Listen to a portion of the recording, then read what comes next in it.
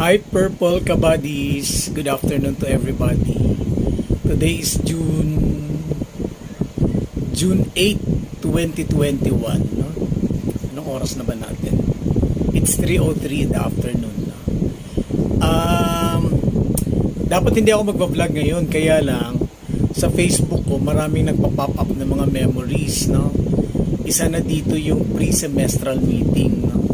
Kasi nung wala pang pandemic, normally pag mga ganitong panahon, ganitong dates, no, month of June, meron na kami mga meetings, no, meron kaming pre-semestral meeting kung saan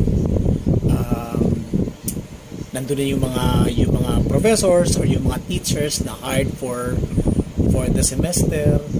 Pag-uusapan na yung mga rules and regulations ng school. At kung ano-ano pa, kasama doon yung personality development, school policies, no? Yung mga do's tsaka yung mga don'ts, no, nandun na. And normally minsan ito 3-day seminar, no? Yung mga in-service training na tinatawag. So nag-pop up yung isang pre-semestral meeting ko with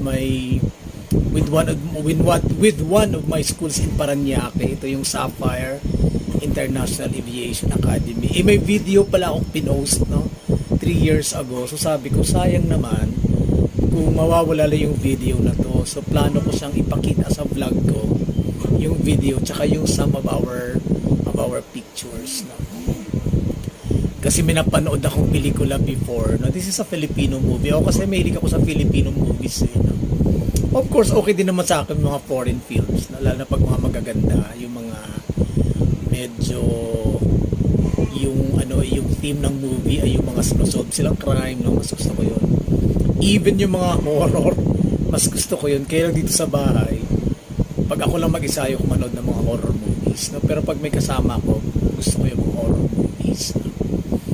So without further ado, panoorin natin yung aking video 3 years ago during our pre-semestral meeting. Okay, let's watch this. Professor in our college department here in Paranaque and Mindanao Provinces. So, my task for this afternoon is to talk about preparing 21st century learners or students for a global society. It is a fact to all of us that the Department of Education has an objective, and that is to prepare our learners to become globally competitive. And it is our task as teachers to reach this objective, and that is to produce globally competitive students. And I have here Educator's Guide to the 4 C's. Actually, I'll be explaining to you the 4 C's and the importance of teaching the 4 C's. Before explaining to you the 4 C's, I would like to emphasize first the words of the former President of USA, President Barack Obama. I'm calling on our nation's governors and state education chiefs to develop standards and assessments that don't simply measure whether students can fill in a bubble on a test, but whether they possess 21st century skills like problem solving and critical thinking and entrepreneurship and creativity.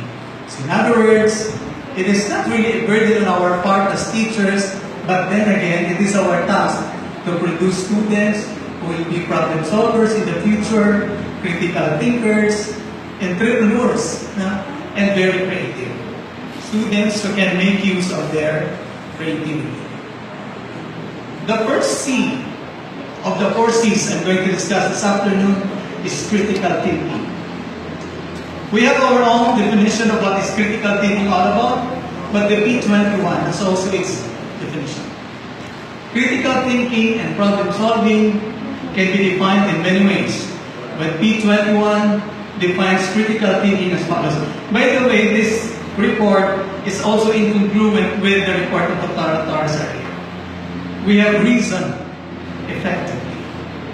Use various types of reasoning, inductive, deductive, as appropriate to the situation.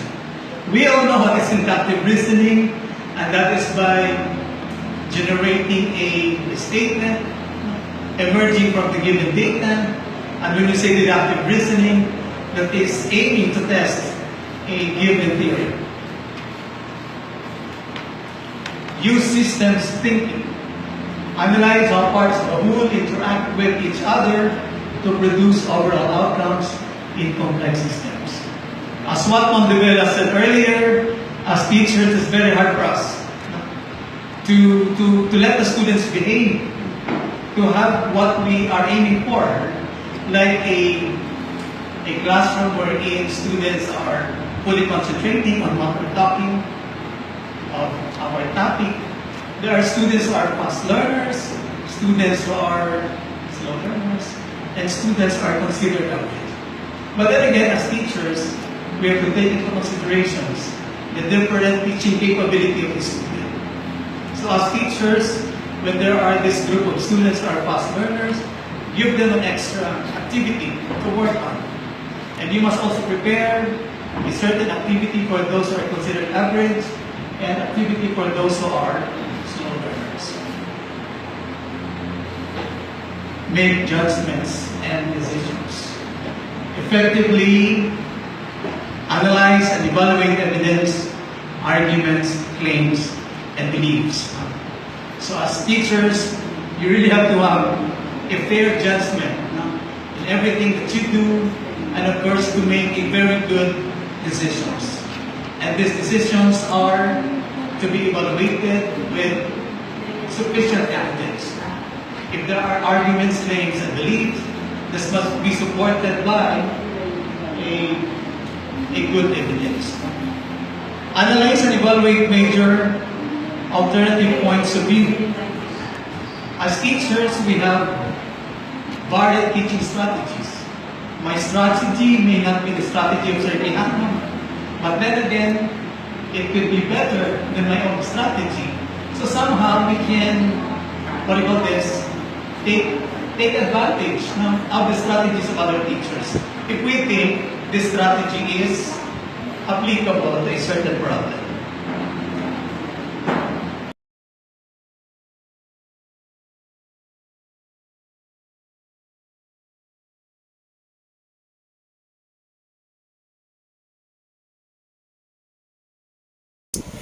Okay, so yun lang mga ka-purple bodies, no. Pinakita ko lang yung pre-semestral meeting namin, no. Kasi itong time na to, sabi ko nga kanina, ito yung time kung saan yung mga colleges, no, are holding their pre-semestral meeting, no, for their teachers, for their professors, at bago mag-start ang semester. Talagang ito, parang this is a must, no, for all schools na magkaroon ng in-service training or yung pre-semestral meeting. So since nagpop up sa memory ko sa Facebook, at nanghinayang naman ako sa video na pinost ko 3 years ago, so sabi ko I might as well include the video in my vlog para naman for tawag ng class, yung for posterity reasons, no? Para lang may memory tayo, kasi importante yan sa mga buhay natin na meron tayong memories, para meron tayong mababalikan kung sakasakali may gusto tayong balikan, no? So yun lang, no? Parang it lightens my mood lang today, na kahit medyo makulimlim sa labas, parang nakakagaan lang ng feeling pa nakakita ko ng mga videos in the past na worth it naman to include in our vlogs, or in my vlog, no? In my YouTube channel, no? So yun lang, no? So bye everybody, enjoy the rest of the day. Bye purple buddies, no? See you in my next vlog. Bye.